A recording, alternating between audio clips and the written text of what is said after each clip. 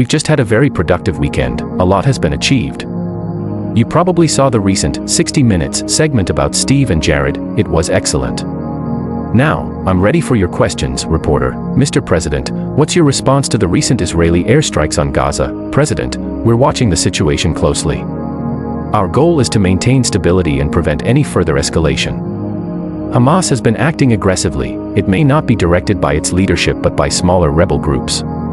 Either way, it will be handled firmly and appropriately, reporter. So the ceasefire is still holding, President? Yes, it is, reporter. Moving on to Colombia, Senator Graham tweeted that you're about to impose tariffs on the country.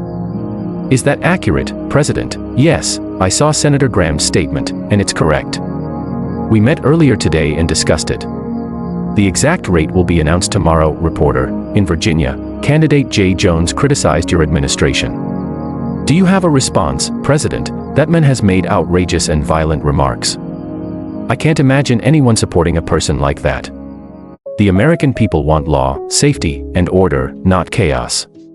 Crime rates are dropping sharply across many cities, thanks to the strong security measures we've taken, reporter. You mentioned Washington, D.C. becoming safer, President. Absolutely. We removed over 1,700 offenders and illegal migrants, and it's transformed the city. Restaurants have reopened, streets are safer. Memphis is also improving rapidly. Next, we'll focus on San Francisco. A city can only be great if it's safe, reporter. Critics say cutting aid to Colombia could hurt anti-drug efforts, President. Let's be clear, Colombia isn't fighting drugs, they're producing them. Cocaine production there is massive. We're ending all payments to them because they've shown no real effort to stop it. Their current leadership is the worst in decades. The country is out of control, reporter. The Colombian president claims the U.S. accidentally killed a fisherman during a strike. President, that's false. We targeted a drug smuggling submarine. It was designed solely to transport narcotics.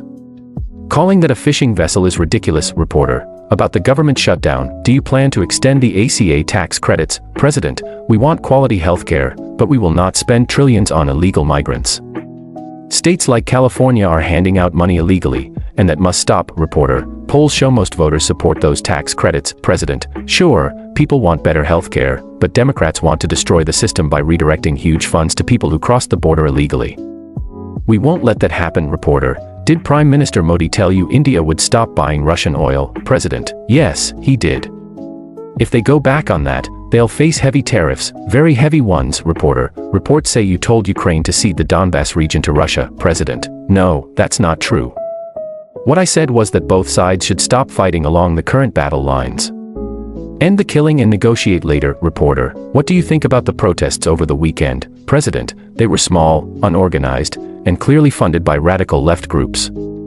Those people don't represent America, reporter. You've talked about deploying the National Guard in more cities. Can you elaborate? President, yes. We've done it in Memphis and D.C. with great results. I have the authority to use the Insurrection Act if needed, but we're trying to resolve things peacefully. All we want are safe, crime-free cities. That's common sense, reporter. Do you plan to visit Asia soon? President, I do. I'll be meeting President Xi. We have our disagreements, but China is paying record tariffs right now. If they want relief, they must make concessions. I also want them to stop the flow of fentanyl and resume buying American soybeans, reporter. There are reports about a possible U.S. beef import deal with Argentina. President, we're considering limited beef imports to reduce domestic prices. Argentina is struggling, and this could help both sides. Many South American nations are now shifting away from socialism, a positive sign for us, reporter. Regarding Harvard, you mentioned reaching an agreement. What's the update, President? We agreed in principle for Harvard to fund $500 million worth of trade and vocational schools, but the details are complex. If that plan doesn't move forward, they'll face a significant fine, reporter. Any endorsement in the upcoming Virginia governor's race? President, the Republican candidate is strong, the Democrat is a disaster. If Democrats win, energy prices will skyrocket. If Republicans win, energy costs will drop dramatically. Thank you, everyone, vote Republican.